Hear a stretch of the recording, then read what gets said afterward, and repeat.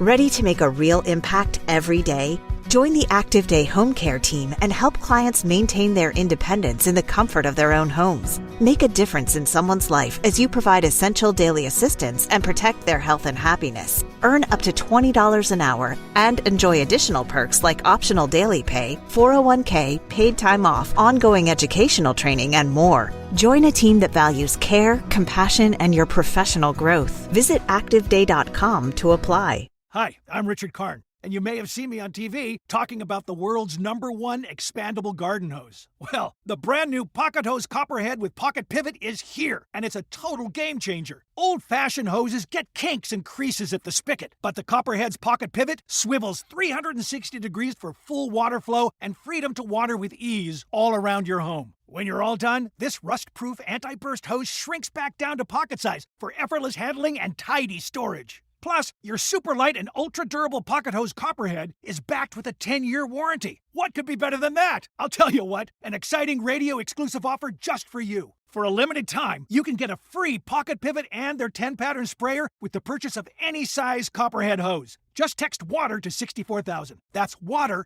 to 64,000 for your 2 free gifts with purchase. WATER to 64,000. By texting 64,000, you agree to receive recurring automated marketing messages from Pocket Hose. Message and data rates may apply. No purchase required. Terms apply. Available at pockethose.com/terms. Stop right there. Yeah, you. If you like all things entertainment, current events, or Hollywood, then look no further. Creator to Creators, hosted by director Meosha of Horror Noir, interviews filmmakers and creatives from around the world. Join in on the fun, guest celebrities, and informative information to have as a creator. Hit subscribe and stay connected to Creator to Creators. Hi guys, welcome to Creators to Creators today. Today we have a special guest. Oliver Boon. Welcome to the show, my friend. Thank you so much for having me. I thought I sounded extra British. Right? I love it. My name. The more British, the better. Okay, well, get ready. I'm excited. Yeah, So I met you through mutual friends in Los Angeles, and I just thought we vibed at the party. It was really fun. I was just like, yeah, we gotta keep in contact. I'm so happy you did. So tell me, I love you're an actor. I know from the beginning.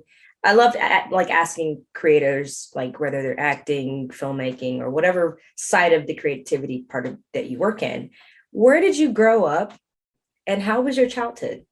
So originally, I am British. I was originally born in the UK, but then when I was 10 years old, I actually moved out of my family to the Netherlands, and that's where I really grew up.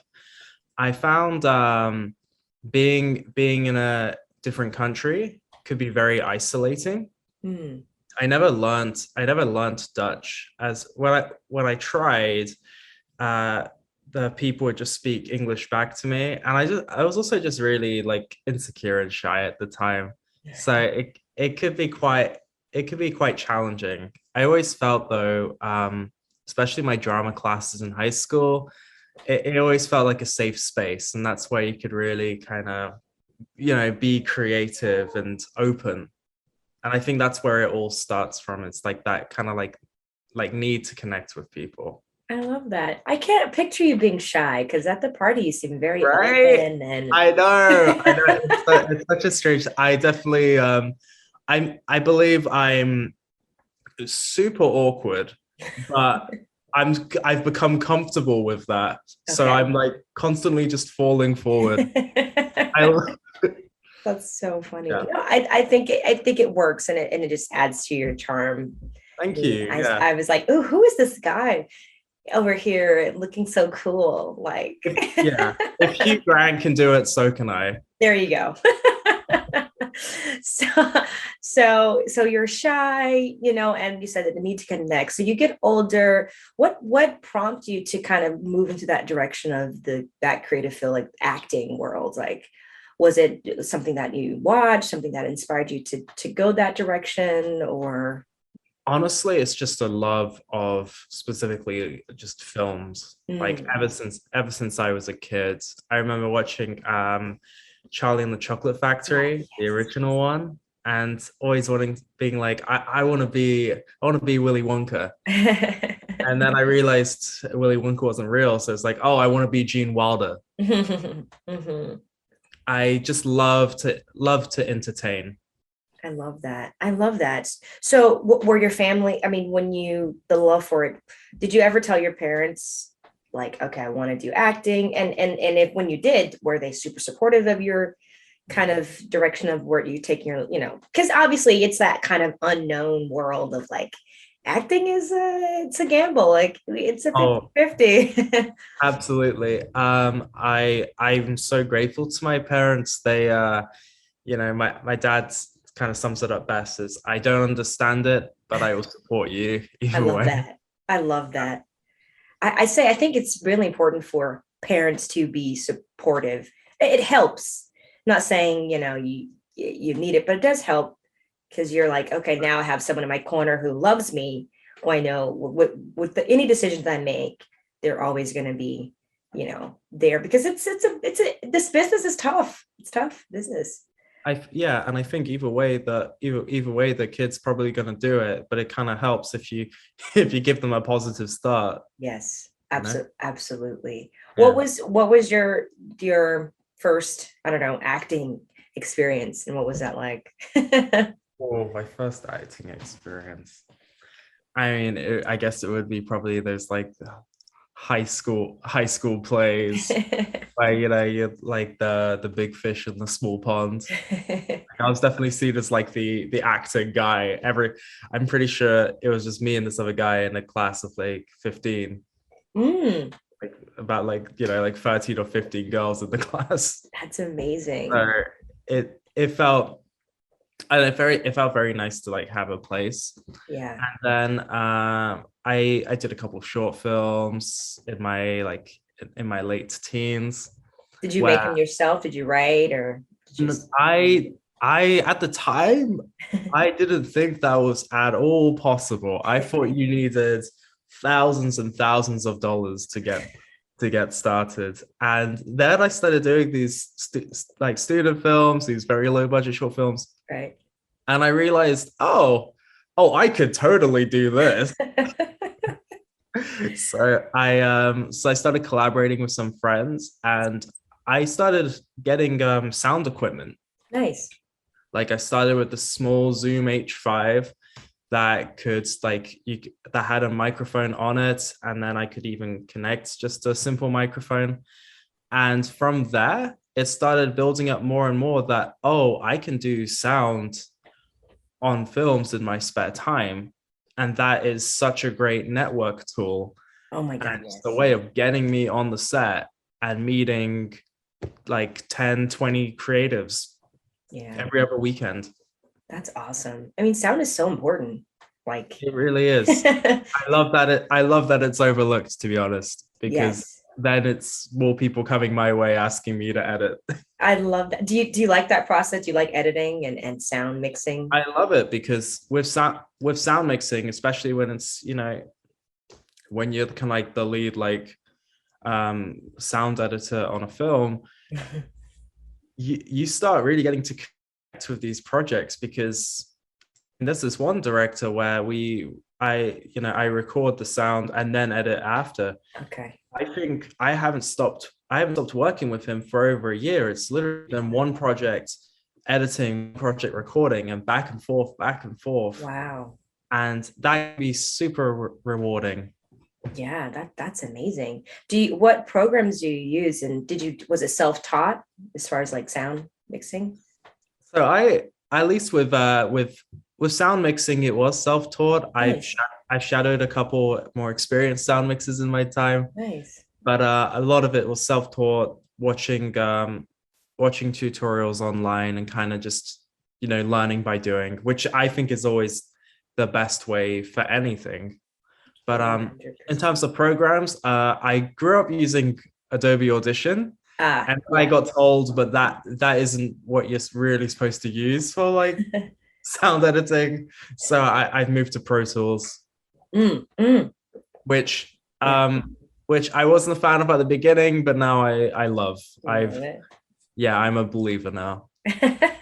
I think that's so important to get I feel like self-taught, hands-on is so vital and important, because then you just have your own rhythm. Obviously there's greats that already do certain things that we can learn things from, but we can put our own flair on things that we can apply to the project or however we want to, So I think such a big part of filmmaking is problem solving. Yeah. Yes. And I love that aspect. Yeah. I love the aspect of something's not working here. Let's figure out a way to fix it. I love that. And that's constant with sound. The difference between sound and camera is camera takes probably about 30 minutes to set everything up, and then they're good to go. Sound sets up in 5 minutes, and then there's a problem every 10, 20 seconds. It's so you have to be on it. It's so true. I it's so funny. I produced this project last year. Was it last year? I think so. Yeah, last year. And I, being a producer, I'm helping everything, sure everything's, everyone's fed, everyone's good. Then, one of the sound guys couldn't make it. So I was like, oh no. So of course I just got thrown into the fire. So of course I put the boom mic. My God, the microphone, I'm holding it. I'm like, holy crap. I have so much respect for people who do sound and holding it. I mean, it was insane. I was like, wait, hold on. I hear something. We can't cut, because that's too much. That's noise. But from what I learned from, working on set with other people, it was I just have so much respect. I don't want to do it. But it was my only time doing it for the first time in my life. But it's a lot what you do. So kudos to you. My advice for that is rock climbing. That's the only way I could build any strength. I need to do it now. or you get a very tall boom operator, which I also do. Ah, nice. Very nice. Very nice. So with acting, going into acting again, gosh, you're so talented. You have a lot of things you can do that you do. I find that amazing. Did you, when you moved to Los Angeles, was it hard to meet people and to just get in the mix with everything? So when I moved, actually, I attended the American Academy of Dramatic Arts. Oh, perfect. Which honestly, one of the main reasons I wanted to go there was to just kind of build that foundation in LA, because I feel like wherever you live, you have to find things to fall in love with it to really kind of keep you there. Because it can be a really tough town. So you need that solid foundation of friends and family to really help you. Yeah. Of course, I think the downside to that is after you graduate, a lot of people, the majority of people will actually move home. So you need to set up roots everywhere. Really? They just leave places. Yeah, honestly. It can be, I think it can be a really tough town. It's expensive. And if you're trying, I think what happens is, you're trying to pay to live, and then you act in your spare time. Yeah. And that can be really hard for some people to balance out. If you're just working, if you work a 9 to 5 and it's like, okay, I'll act in the evening, or when can I do this self-tape? Wow. I think it can be tough for some people to balance it out. Yeah. So that's good that you at least had that start, that to meeting people and going to school. And then once you finished, what was your first, what was your idea? Okay. Did you have a plan and say, okay, this is what I'm going to do, and then I'm going to do this, or you just kind of went for it? I mean, my original plan was get some agents, keep working on these short films and web series for my production company at the time. But that was 2020. That was March 2020. Gotcha. So you kind of had to steer in a different direction there. And my choice was, okay, right now there is not a huge, acting is just pretty difficult profession in general, but right now it's incredibly tough. Yeah. I'm going to move towards sound mixing and editing, which is still very much sought after by me. Mm-hmm. And I'm going to put acting on the back burner in my spare time. And that worked out really well for me in the end. That's great. Yeah. I think with acting, it's tough to do that remotely, Yeah. I did do quite a few Zoom plays. Wow, really? Yeah, I call them Zoomies. And those were a lot of fun. I bet. I think they're more fun. They're more fun to perform than to watch. That's maybe, but I'm still glad I'm very glad I did them. That's good. That's good. I was going to ask you, like, how did you get through the pandemic and just being, obviously things are different now, much different than it was after, the situation. What did you learn during the pandemic? Honestly, I had a lot of friends that were incredibly supportive with making films together. And when some of them left, it allowed me to kind of step forward from relying on people with certain things and just going out and doing it myself. And I've produced 3 short films in that space of time. It's great.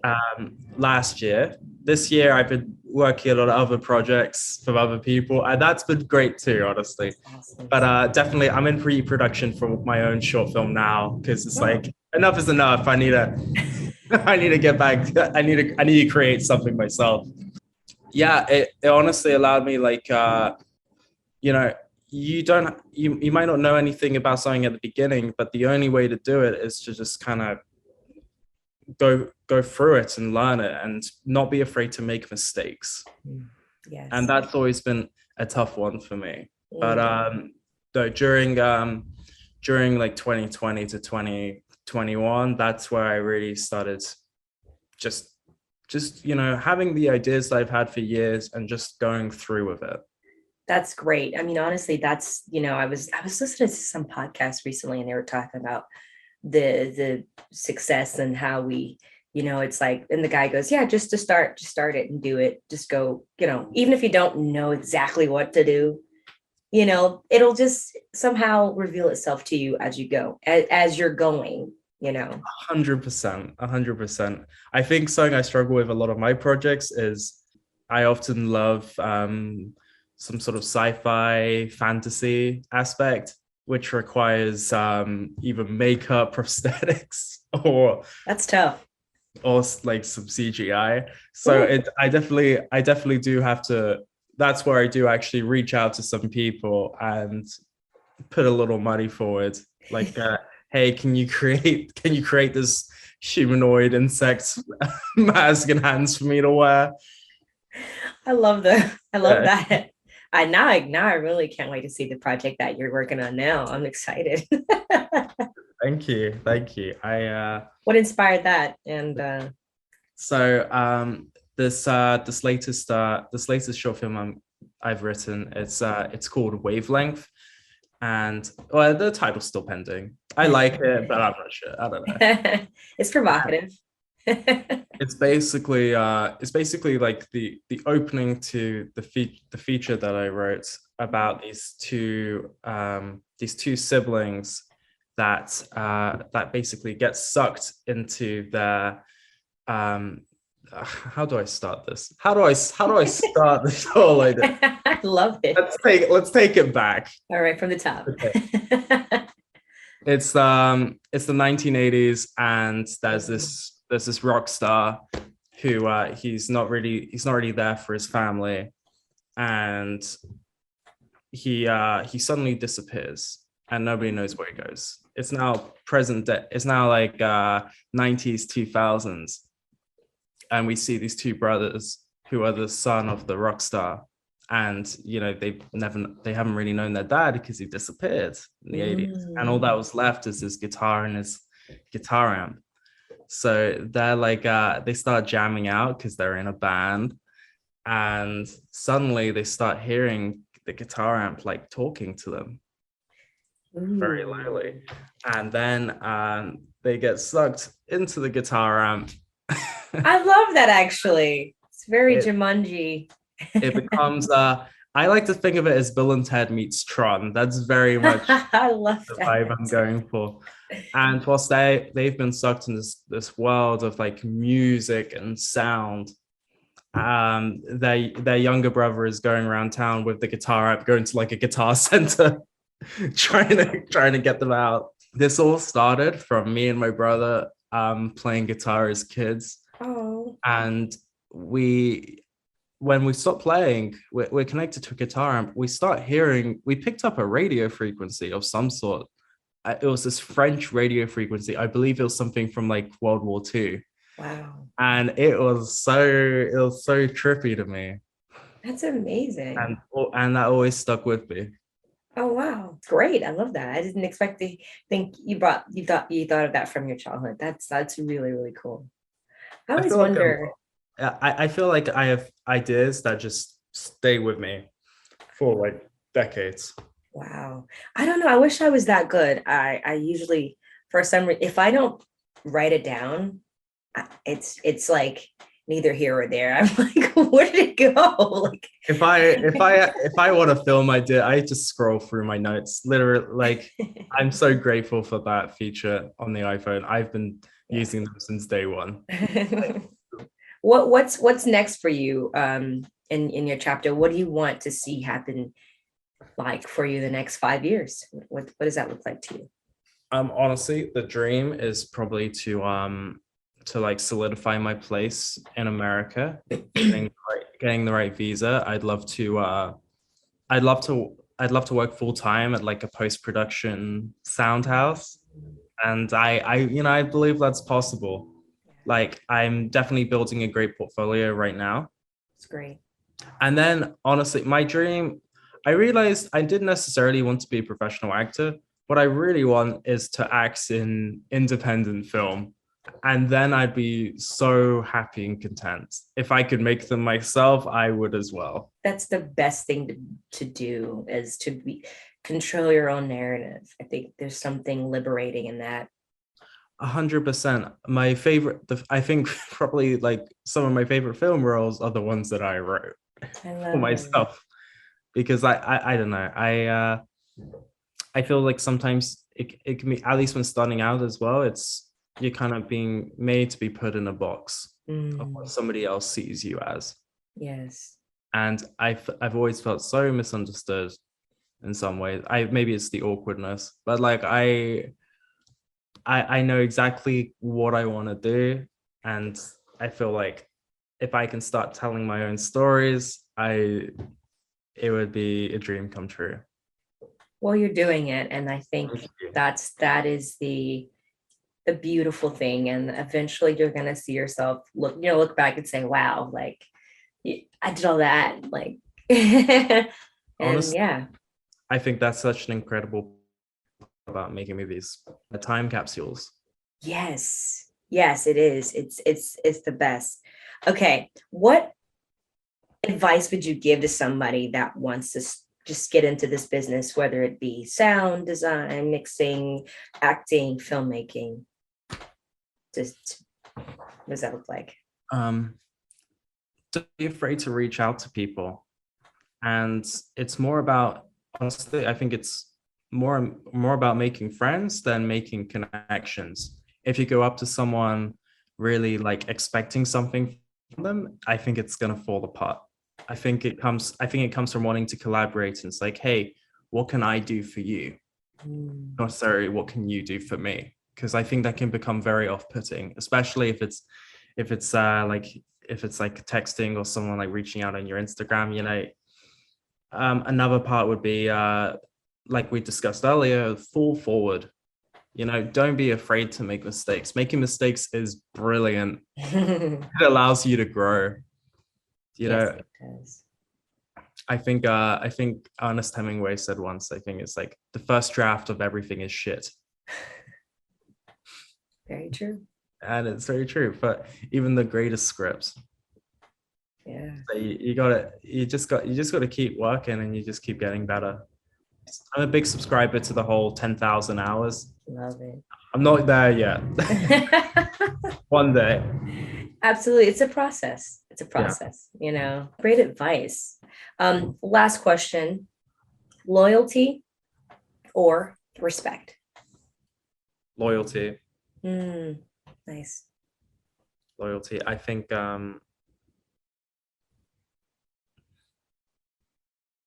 loyalty in the long run is more important. Great answer. Beautiful. Well, thank you for coming on. It was a pleasure talking to you. Thanks for having me. It's so great. I want to talk more. I know. Well, we will definitely, Okay, for sure. We definitely will. You could definitely come back on, talk about your new project when it's out, when you have it done. That'd be really cool. And where can people find you on social media and follow you? You can find me at OE Boon, BOON, not like the Explorer. And yeah, I do not use Twitter. I think that would drive me insane. Yeah, me too. Thank you again, and I hope you have a great day. And thank you guys for listening. And always remember to live, love, laugh. Bye, guys.